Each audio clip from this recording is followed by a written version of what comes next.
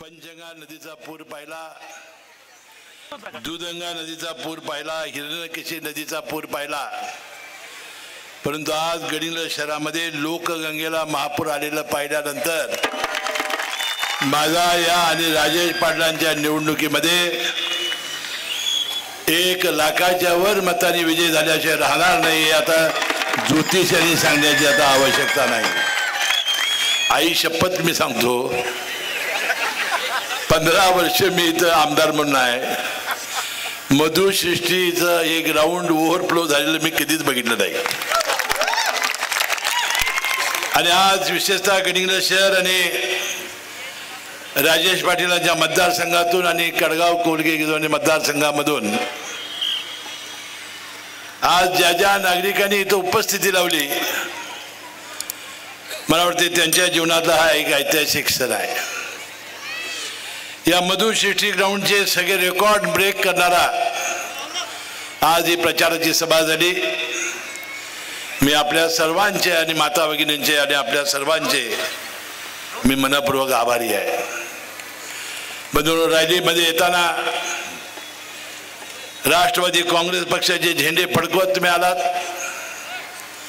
घड्याळ चिन्ह आपण हातात उंच धरून आलात, माझे फोटो धरून आलात आणि रॅलीमध्ये येताना घोषणा देत आलात. आज या रॅलीचा उत्साह पाहिल्यानंतर या निवडणुकीचा करंट किती अंगात गेलेला हे दिसून येईल. आणि व्यासपीठावरची भाषणे पाहिल्यानंतर सुद्धा की विरोधकांची ही पातळी किती खाली गेलेली आहे. आणि या निवडणुकीमध्ये मुद्द्याचं न बोलता दुसरेच मुद्दे काढून हे लोकांचं लक्ष दुसरीकडे वळवत आहेत. यावरून ही निवडणूक त्यांच्या हातून गेलेली आहे. बंधूंनो, माझी आणि राजेश पाटलांची निवडणूक ही तुम्हा जनतेनं हातात घेतलेली आहे, तरुण मुलांनी हातात घेतलेली आहे. त्यामुळे आमचा विजय हा फार मोठा सुकर झालेला आहे. आज या कार्यक्रमाच्या निमित्ताने शिवसेना उभाटा गटाचे प्रमुख संतोष चिकोटे, त्यांचे सर्व कार्यकर्ते, आत्याळगावचे आमचे आत्या विकास पाटील, सागर कांबळे, मांगडेचे ग्रुपचे सागर हेबाळे, वस्तार ग्रुपचे जावळे नंदू पाटील, आमचे आप्पासाहेब शिवणे, जय गणेश कार्यकर्ते, याशिवाय अनंत दळवी ग्रुप, या सर्वांचं मी मनपूर्वक आभारी आहे की या एका ऐतिहासिक वळणावर तुम्ही मला पाठिंबा देण्याचा निर्णय घेतला. मला 100 हत्तीचं बळ आलेलं आहे. मी या सर्व कार्यकर्त्यांचा मनपूर्वक आभार मानतो, त्यांना धन्यवाद देतो. ज्या अपेक्षेने त्यांनी प्रवेश केलेला आहे, ज्या अपेक्षेने त्यांनी मला पाठिंबा दिलेला आहे, त्याचा कधी भ्रम होणार नाही अशी मी त्यांना खात्री देतो आणि त्यांचं मनपूर्वक अभिनंदन करतो. बंधू भगिनींनो, गेल्या ऑक्टोबरमध्ये विधानसभेच्या निवडणुका झाल्या. आपण मला 3ऱ्यांदा प्रचंड मताने निवडून दिलं आणि कागल मतदारसंघाच्या जनतेनं 5व्या वेळा निवडून दिलं. बंधू, या राज्यामध्ये ग्रामविकास खात्याचं मंत्री बनवून माझ्याकडं मंत्रिपद आलं आणि या माझ्या मतदारसंघामध्ये आणि विशेषतः गडिंग्लज, कागल आणि मुरगुड नगरपालिकेच्या या नगरींचा विकास करण्यासाठी मी गेल्या 5 वर्षामध्ये 7,000 कोटीचा निधी आणला आणि त्याचं पुस्तक मी आपल्या सगळ्यांच्या घरात दिलेलं आहे. मी आज काळबैलीला साक्षी ठेवून सांगतो, या पुस्तकातलं एकही काम हे खोटं नाही. याची सगळ्याची प्रशासकीय मान्यता आहे. कुणाला याबद्दल बोलायचं असेल तर त्यांनी काळबैलीच्या देवळात यावं. बंधू भगिनींनो, त्याला हिंमत लागते आणि पुरुष माणूसच हे काम करू शकतो. पुस्तक काढणं आणि विरोधकांच्या सुद्धा घराघरात पोचवणं, एवढं प्रचंड काम गेल्या 5 वर्षात आपण करू शकलेलो आहे. गावागावाला जोडणारे रस्ते असतील, अंतर्गत रस्ते असतील, जलजीवन योजना असतील, सामाजिक सभागृह, प्राथमिक शाळा, माध्यमिक शाळा, आरोग्याची उपकेंद्र, ग्रामपंचायती कार्यालय, नगरपालिकेची कार्यालय, म्हणून 750 देवाऱ्यांचा जीर्णोद्धार करण्याचं भाग्य मला लाभलं. 15 महिन्यापूर्वी आम्ही अजितदादा पवारांच्या नेतृत्वाखाली महायुती सरकारला पाठिंबा दिला आणि गेल्या 2.5 वर्षामध्ये जे महायुती सरकारने जे निर्णय घेतले त्यांचा प्रचार आणि प्रसार करण्याची आवश्यकता आहे. मुख्यमंत्री एकनाथ शिंदे साहेब, उपमुख्यमंत्री देवेंद्र फडणवीस साहेब आणि उपमुख्यमंत्री अजितदादा पवार यांनी मुख्यमंत्री माझी लाडकी बहीण योजना आणली. काय योजना होती? घरातील एका विवाहित महिलेला आणि एका अविवाहित मुलीला 1500 रुपये जुलै महिन्यापासून देणारी योजना होती. 19 ऑगस्टला रक्षाबंधनाचा सण होता. त्यापूर्वी त्यांना रक्षाबंधनाची भेट द्यायची होती आम्हाला. आम्ही जुलै ऑगस्टचे पैसे लाडक्या बहिणीच्या खात्यावर वर्ग केले. आचारसंहितेच्या पूर्वी सप्टेंबर, ऑक्टोबर, नोव्हेंबर दीपावलीच्या भाऊबीजेची ओवाळणी आम्हाला द्यायची होती. तोपर्यंत या लाडक्या बहिणीचे सावत्र भाऊ म्हणजे काँग्रेस, उभाटा आणि पवार साहेबांचा पक्ष हे हायकोर्टात गेले.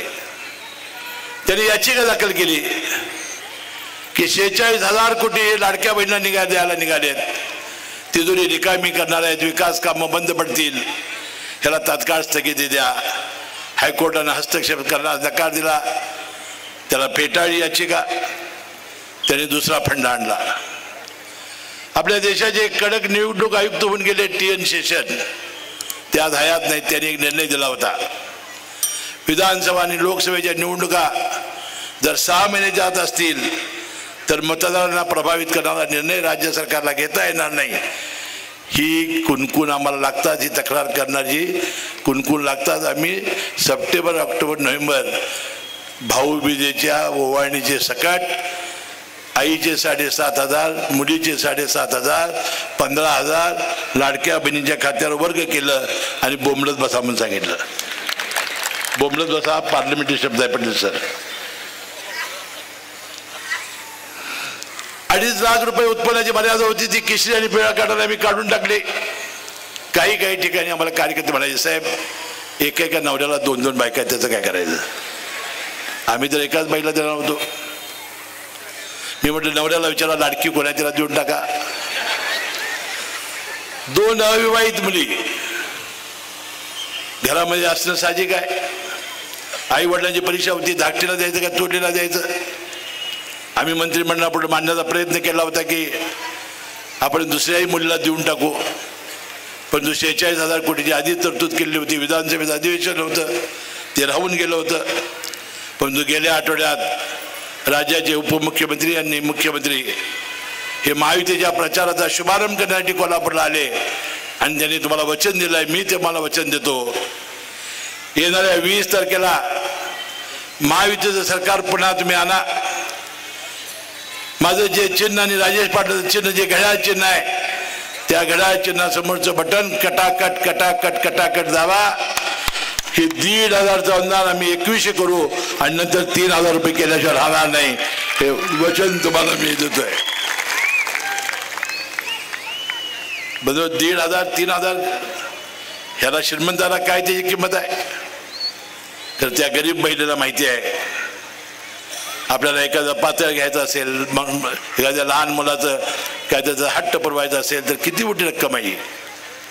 सातत्यानं नवऱ्याकडे हात पसरायची गरज नाही त्याला. बंधू दुसऱ्याही मुलीला आम्ही द्यायचं ठरवलेलं आहे, परंतु दुसऱ्या बायकोला काय मिळणार नाही. तर राज्यात जीवभारा प्रतिबंधक कायदा आहे आणि ते जर केलं तर दुसरी लग्न करतील ही आणि तुमच्यावर अन्याय करतील, मग आपल्याला ते देता येणार नाही. दुसरा चांगला निर्णय आपण घेतलेला आहे. तुमच्या मुली जर MBBS, BSc, pharmacy, agriculture, civil engineer याच्यामध्ये प्रवेश घेणार असतील तर फी तुमची संपूर्ण प्रवेश फी माफ केलेली आहे सरकारनं. तुम्ही आता फी भरायची नाही, सरकार भरणार आहे. 3 सिलेंडर आम्ही तुम्हाला मोफत दिलेले आहेत. तुमच्या खात्यावर आम्ही पैसे देणार, तुम्ही ते काढायचे आणि जिथनं भरून आणता तिथनं ते भरून आणायचे. पिवळ्या आणि केशरी कार्डावर 2029 पर्यंत तांदूळ आणि गहू मोफत देण्याचं नरेंद्र मोदी साहेबांनी आश्वासन दिलेलं आहे. 100 रुपयाला 4 जिन्नस, रवा, साखर, तेल आणि डाळ. सणावारीला छत्रपती शिवाजी महाराजांच्या जयंतीला आम्ही निमित्त देतोय. जे बचत गटामध्ये महिला भाग घेतील त्यांना 15 लाख लखपती निधी देत होतो, आता 25 लाख आपण देणार. ज्या महिला स्वतः व्यवसाय करू इच्छित आहेत त्यांना अहिल्याबाई होळकर स्टार्टअप योजना बिन कर्जाची, बिन व्याजाची आणि अनुदान देणारी योजना आम्ही आणलेल्या आहेत. बदलून एवढ्या सगळ्या योजना आम्ही महिलांच्यासाठी आणलेल्या आहेत. शेतकऱ्यांची वीज बिल आम्ही माफी केलेली आहे. 7.5 हॉर्सपर्यंत वीज बिल त्यांनी भरायचं नाही, 12 हॉर्सपर्यंत वीज बिल माफ करण्याचा आमचा विचार आहे. त्यांना आणि शेतकरी सन्मान योजनेचे पैसे आम्ही देतोय. त्यांना आता 8 तास दिवसा उजेडी दिवसेला वीज देण्याचा प्रयत्न आमचा राहणार आहे. 1 रुपयाला विमा योजना आम्ही आणलेली आहे. गाईच्या दुधाला 7 रुपये लिटर अनुदान आम्ही देतोय. मुला मुलींचे 1 लाख आदेश नोकरींचे आम्ही दिलेले आहेत. 6 लाख नोकऱ्या आम्हाला सत्ता येतात आम्ही एका वर्षात आम्ही भरण्याचे आमचं प्रमाण आहे. पण गडिंग्लजची MIDC ही ग्रॅमॅक्स कंपनीने गिळंकृत केलेली होती. मी गेल्या विधानसभेला मी शब्द दिला होता याच व्यासपीठावरून की ग्रॅमॅक्स कंपनीने गिळालेली ही जमीन पुन्हा MIDCला घेऊन आपण मोठे मोठे प्रकल्प आणू. आपण हायकोर्टमध्ये गेलं, MIDC जमीन परत मिळवली. आता तिथं मोठे मोठे प्रकल्प येतील. मी तुम्हाला शब्द देतो पुढच्या वर्षीपर्यंत हजारो तरुण मुलांच्या हाताला काम लावण्याची ताकद या MIDC मध्ये आहे.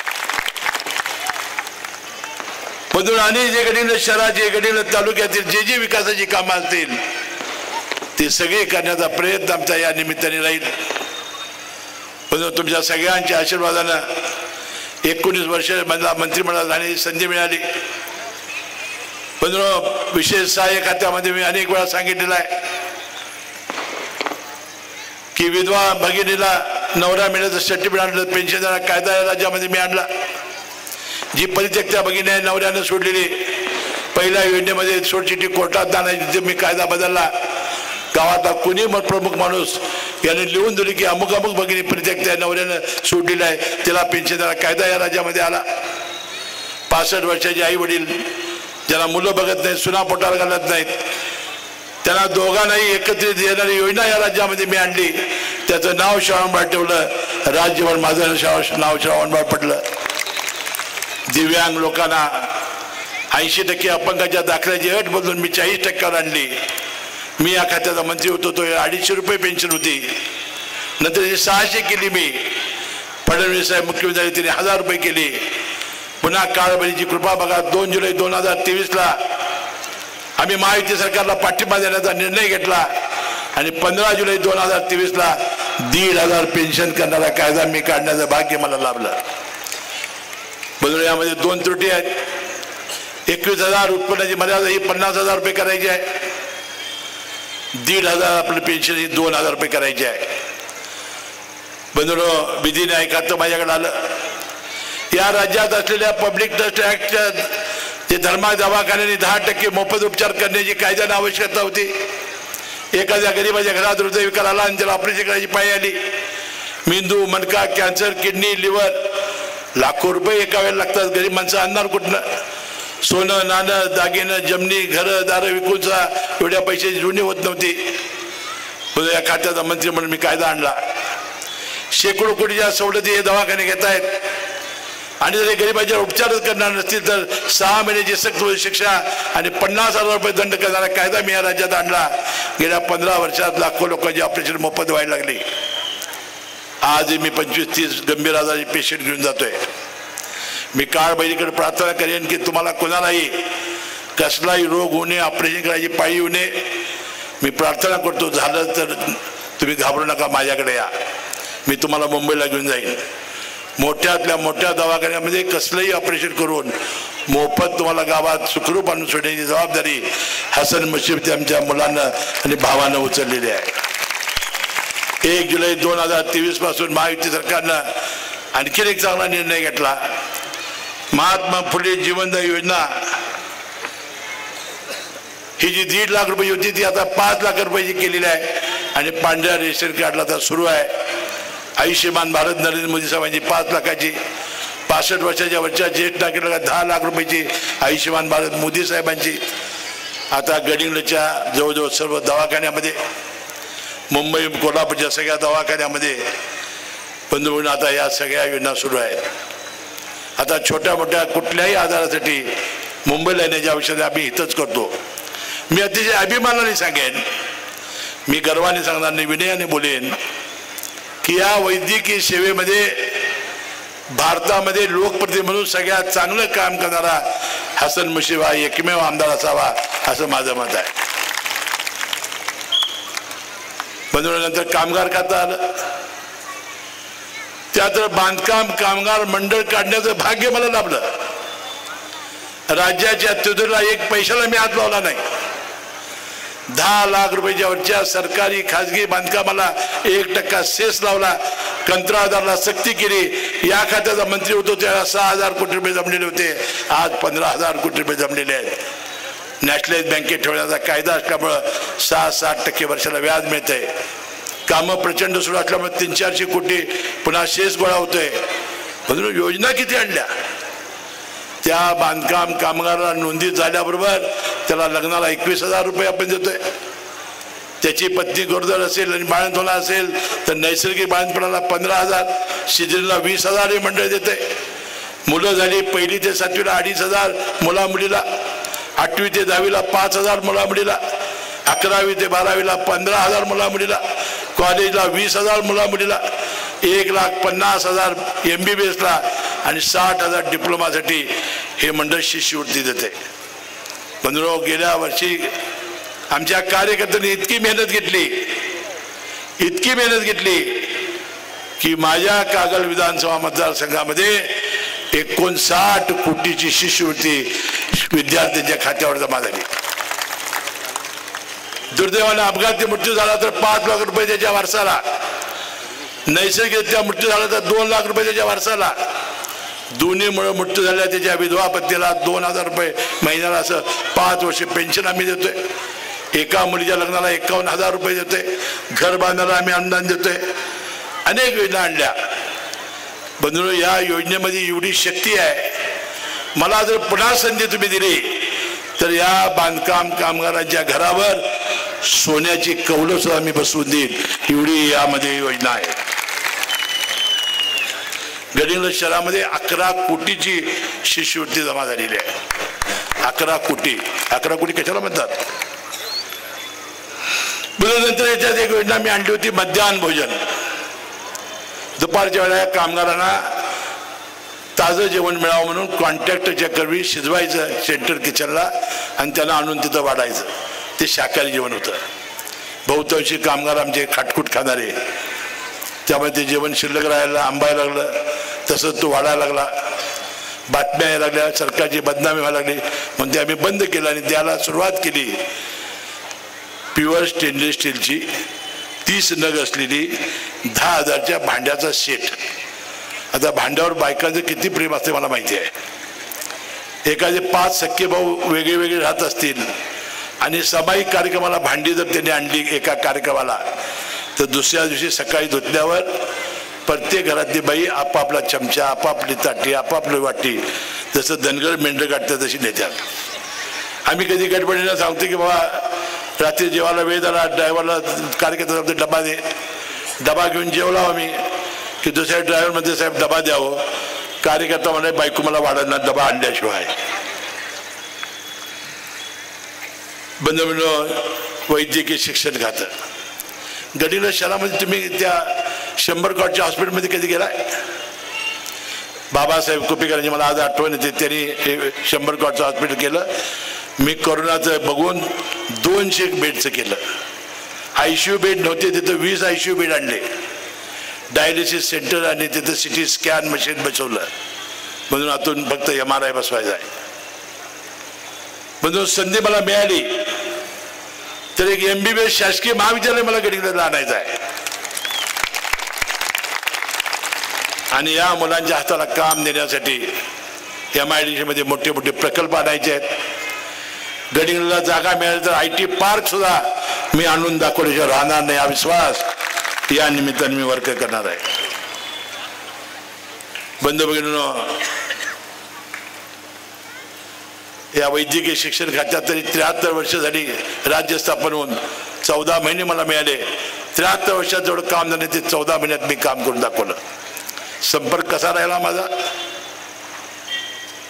बंधू, मंगळवार बुधवार गुरुवार मंत्री केल्यामुळे मुंबईला जावं लागतं मला.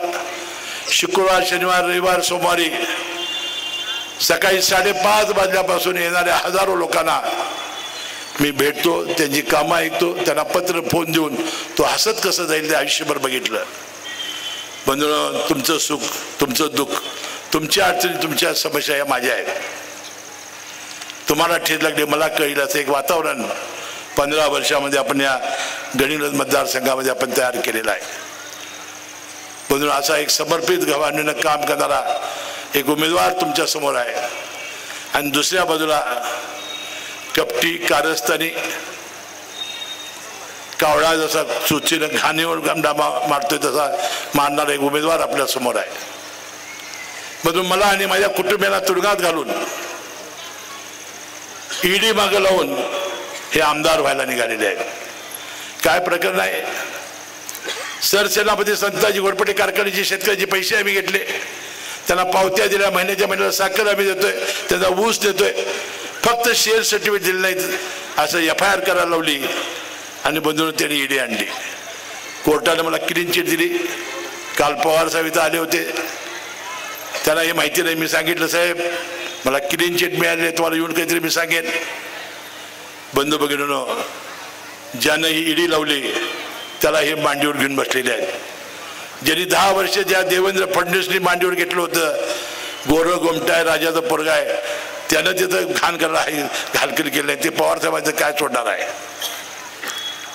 आणि निष्ठेच्या गप्पा मारतायत. 35 वर्ष पवार साहेबांच्याकडे आम्ही राहिलो, फुलना फुलाची आम्ही गुरुदक्षिणा त्याला दिली. 10 वर्ष देवेंद्र फडणवीसचा फायदा घेतला, कज्जे दलाली केली.